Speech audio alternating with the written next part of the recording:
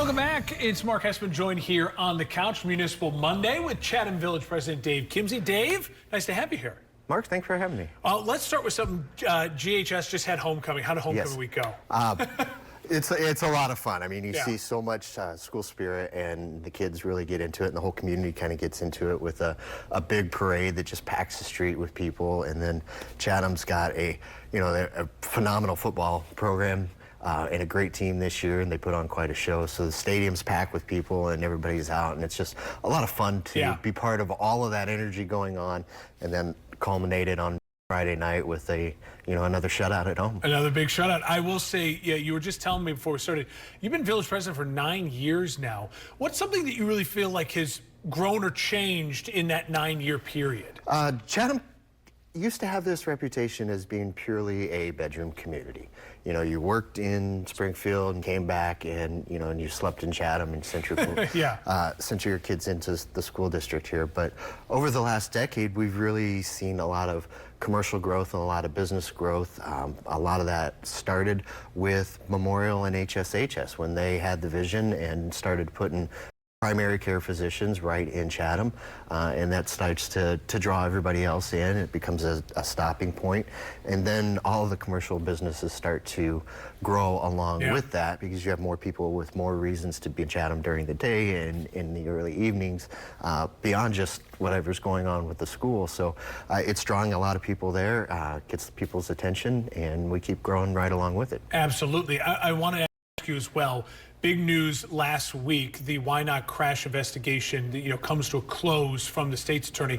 What was your reaction to that personally, and what did you feel the community's reaction to that was as well? It's still, to this day, it never will be an easy thing for anybody to talk about and to fully digest. I'm a parent myself. I have kids in those age ranges, between those, and it always hurts to try to bring it back up.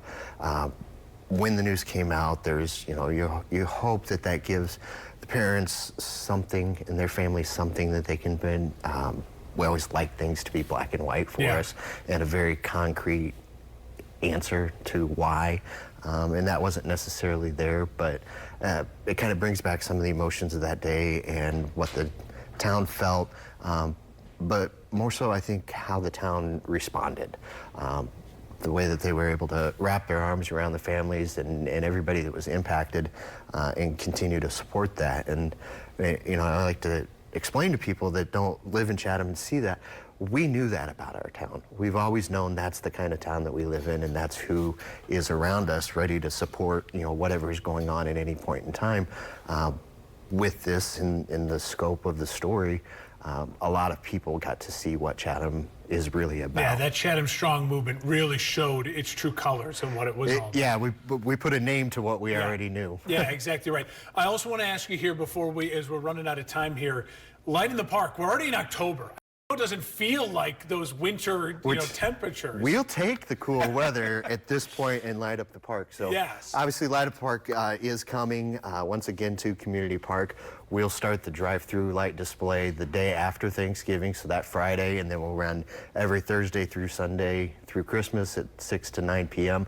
But this is really now in the heavy setup time. And I say heavy because that's when you got to get all the heavy stuff out of the storage bins. But the folks behind the Chatham Friends of the Parks, they've been working on this project already since June and earlier in the year. It's getting to the size and magnitude that they work year-round. But this is a good time for people that have seen it or been looking for ways, how do I get involved in volunteering, or I've got a strong back, or I might know how to wire something. Certainly reach out. We'll gladly put you in contact with the Friends of the Park. They appreciate all the help and all the volunteers. We're looking forward to all the new stuff that comes up this year and all of our old classics. Very excited. Time to get involved. Dave, we appreciate the time this morning. Thanks so much for joining us. Mark, thanks for having me. Thank you for watching. Make sure you subscribe to our YouTube channel and be sure to watch more videos from Fox, Illinois.